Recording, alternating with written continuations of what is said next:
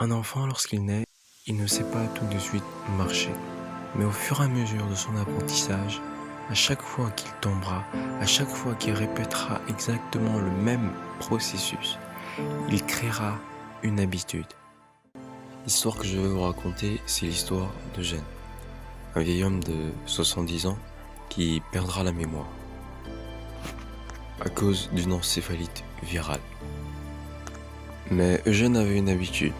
Avec sa femme, il se baladait autour du pâté de maison et il faisait exactement le même chemin à chaque fois.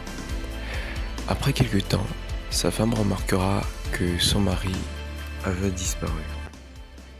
Elle mit quelques minutes à se rendre compte qu'il avait disparu parce qu'il avait l'habitude de se balader dans la maison, dans des pièces de la maison. Elle remarqua que la porte était ouverte.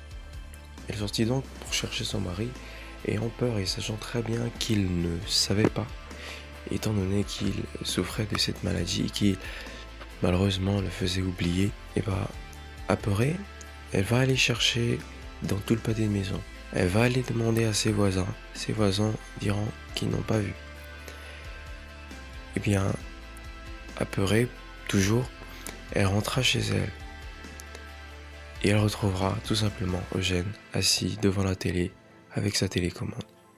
Quelques jours après, elle ira chez le médecin et expliquera la scène qui s'est produite. Et les médecins se rendront compte qu'Eugène a acquéri de nouvelles habitudes. Après quelques tests, les scientifiques se rendront compte qu'Eugène n'arrive même pas à situer sa maison sur une carte. Mais pourtant, il arrive à retrouver son chemin à chaque fois qu'il se balade. Ils se rendront compte que c'est parce que Eugène a mentalement effectué un schéma. Tout d'abord, il y a les signaux, les arbres, les branches que Eugène va croiser sur son chemin.